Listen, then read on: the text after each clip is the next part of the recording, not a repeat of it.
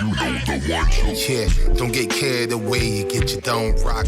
Talk about plugins. What was big? What Reason when I mixed elevator music, I think Reason had this program called Record.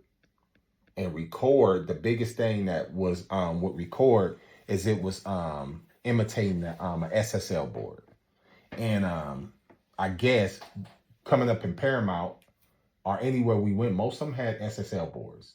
So I knew what an SSL board sounded like. I was supposed to sound like. I knew the function of it. I knew the warmth of it, the circuitry. So when I mixed elevator, and being that you couldn't back then put any aftermarket plugins in, I had to go from ground up with elevator. And elevator was truly what you hear in situation. Sometimes these plugins will mess you up because you're looking at it versus listening to it.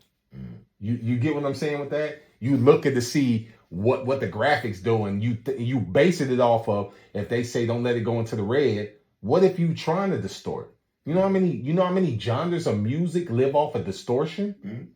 You feel me?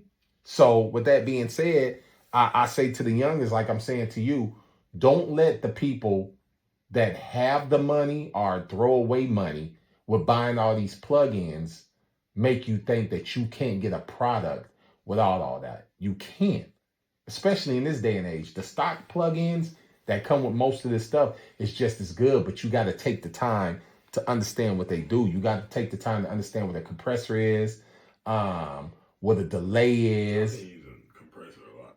On what though? Like level the vocals, compressor.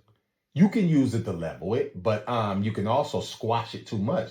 Because you remember, a compressor, I look at a compressor as a floor and a ceiling. You raising the floor, like, if you want your floor to be four feet off the ground, because you're scared that you gonna be too low, and you want it, you 5 feet, so you want it to come down to where you fit directly in it because you're scared of bumping your head. That's a compressor. I don't want to go too low, but I don't want to be too high. And if you keep on bringing that ceiling, the compressor down, eventually you go squash it, and it sound like trash. So you could kill your vocals, in other words, by compressing too much. You could take out the dynamics of it. You could take out the space of it. You could crush it.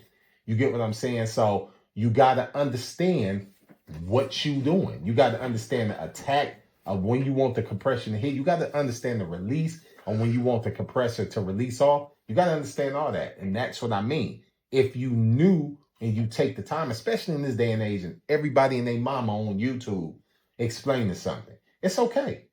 We learned by looking at the OGs, but y'all got access. Yeah, because we didn't have that. You get what I'm saying? So we had bump your head and learn. And I don't get on camera and get to talking about it. I'll say it now so it's known. I went to school for this. You get what I'm saying? I graduated at the top of my class with this.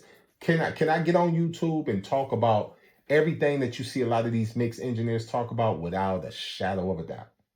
So for me, when my thirst to have certain plugins is because if I know that plugin can emulate something that I physically touched, because I don't have the space nor the money to go out and get all of this hardware. You get what I'm saying? So that's that. You pick your poison. With me, especially with the way technology is, a lot of these companies emulate this hardware to the T. So just like you can sit in here and Moke and listen to his vocals, even that, if he go back to 12 steps, one, the vocal chain that we use versus now, the vocal chain is clear. I can hear it right away. You get what I'm saying? And that's because I'm continuously trying to learn, even with what I know, and elevate. That's my whole thing. It's based off of elevation. Leave it at that. But yeah, I can tell the difference. What difference do you tell though?